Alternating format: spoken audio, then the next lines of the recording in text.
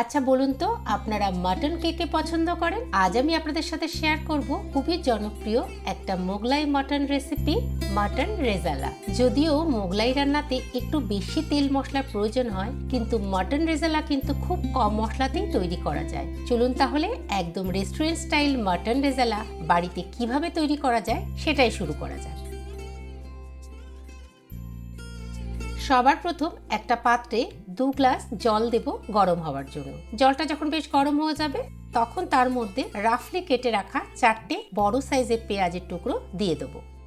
4 থেকে 5 মিনিট পেঁয়াজগুলোকে জলের মধ্যে ফুটতে দিতে হবে, তাহলেই দেখবেন পেঁয়াজটা একটু সেদ্ধ হয়ে গেছে।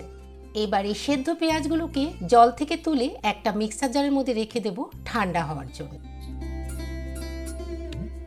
জলটা কিন্তু ফেলে দেবেন না, জলটাও ছেঁকে একটা পাত্রের মধ্যে রেখে দেবেন। এটা কিন্তু গ্রেভি তৈরির সময় কাজে লাগবে। পেঁয়াজটা একটু ঠান্ডা হয়ে গেলে মিক্সার জারে একটা গাঢ় পেস্ট তৈরি করে নেব। পেঁয়াজের পেস্টটা বানানোর পর আরেকটাও কিন্তু মশলার পেস্ট তৈরি করতে হবে মাটন রেজালার জন্য। একটা মিক্সার জারের মধ্যে নেব 2 চামচ চার মগজ, 2 চামচ পোস্ত দানা, 10-12 পিস কাজু, সামান্য কিছু সাদা গোলমরিচ। এইসবের মধ্যে দিয়ে দেব খানিকটা দুধ। মাটন রেজালার জন্য সাদা গোলমরিচটা ব্যবহার করবেন, এর একটা দারুণ সুন্দর স্মেল আছে। একান্তই যদি সাদা গোলমরিচ না থাকে তাহলে সেক্ষেত্রে নর্মাল গোলমরিচও ব্যবহার করতে পারেন।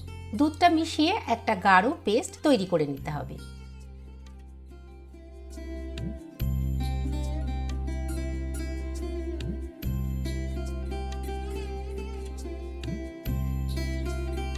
এখানে আমি মাটন 1 কেজি মতো নিয়েছি। পিসগুলো দেখুন, দেখিয়ে দিচ্ছি 70-80 গ্রামের, মানে মাঝারি সাইজের আছে। আর প্রত্যেকটা পিসেই কিন্তু হালকা একটু চর্বি আছে।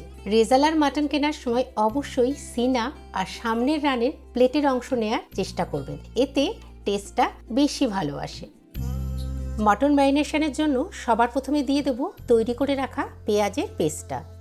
তার মধ্যে দিয়ে দেবো 2 চামচ আদা রসুনের পেস্ট। আদা রসুনের পেস্ট কিন্তু আমি আর রান্না করার সময় ব্যবহার করব না। দিয়ে দেবো পরিমাণ মতো নুন,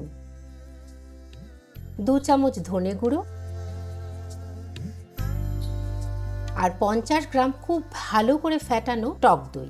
1 কেজি মাংসের জন্য 50 গ্রাম দই একদম যথেষ্ট পরিমাণ। পর এর মধ্যে মিশিয়ে দেবো তৈরি করে রাখা 4 মগজ, কাজু আর গোলমরিচের পেস্ট। এই পেস্টটা কিন্তু অবশ্যই ছাঁকনিতে ছেঁকে তবেই মাটনের মধ্যে দেবেন। মশলাটা এই জন্য ছেঁকে দেবেন কারণ রেজালার গ্রেভি কিন্তু খুব মোলায়েম এবং সফট থাকে, এর মধ্যে মশলার কিন্তু কোনো দানা সেরকম থাকে না। ছেঁকে রাখা উপরের মশলাটা ফেলে দিতে হবে না, এটা অন্য কোনো সবজিতে ব্যবহার করতে পারবেন। এবার এর মধ্যে দিয়ে দেবো 1/2 চামচ লাল লঙ্কার গুঁড়ো আর 2 চামচ গলানো ঘি। সব মশলা দিয়ে মাংসটাকে খুব ভালো করে মাখতে হবে। যদি হাতে সময় থাকে তাহলে পুরো রাত ম্যারিনেট করে রাখতে পারেন। হাতে কম সময় থাকলে 1 ঘন্টা মতন ম্যারিনেট করে মাংসটা অবশ্যই রেখে দেবেন। মাটনটা ভালো করে ম্যারিনেট হয়ে গেলে এবার রান্নার পালা। এর জন্য কড়াইতে নিয়ে নেব 4 বড় টেবিল চামচ রিফাইন্ড অয়েল, তার সাথে দিয়ে দেবো 2 চামচ ঘি। তেল আর ঘিটা গরম হয়ে গেলেই ফোড়ন হিসাবে দিয়ে দেবো 2টো তেজপাতা, একটা দারচিনি, এলাচ, লবঙ্গ আর জাবিত্রী। ফোড়নের যখন বেশ সুন্দর একটা গন্ধ বেরোবে তখন তার মধ্যে ম্যারিনেট করা মাটনটা দিয়ে দেবো।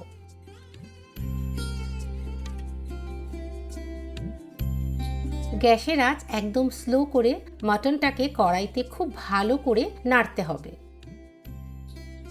মিনিট 20 এইভাবে নাড়াচাড়া করতে করতেই দেখতে পাবেন মাটনের মধ্যে উপর থেকে অয়েল সেপারেট হওয়া শুরু হয়েছে।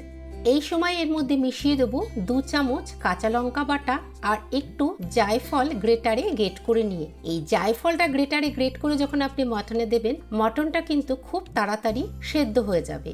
এই ছোট্ট টিপসটা একবার ফলো করে দেখবেন। এই সময় এর মধ্যে পেঁয়াজের সেদ্ধ যে জলটা ছেঁকে রেখেছিলাম সেটাও মিশিয়ে দেবেন। সবকিছু একবার ভালো করে নাড়াচাড়া করে মিনিট 40 স্লো আঁচে মাটনটাকে ফুটতে দিতে হবে।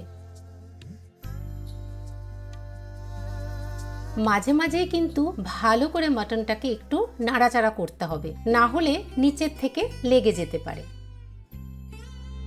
যতক্ষণ মাটনটা ফুটছে একটা আলাদা ফ্রাইং প্যানে হালকা 1 চামচ ঘি নিয়ে তার মধ্যে কিছু মাখানা একটু ড্রাই রোস্ট করে নিতে হবে। তার সাথে 2টো শুকনো লঙ্কাও কিন্তু একটু ফ্রাই করে নেবেন। মাখানা আর শুকনো লঙ্কা ফ্রাই হয়ে গেলে এটা আলাদা করে নামিয়ে রেখে দেবো। যদি আপনারা মাটনটা একটু তাড়াতাড়ি রান্না করতে চান তাহলে কিন্তু এই সময় মাটনটা প্রেসার কুকারে একটু কুক করে নিতে পারেন।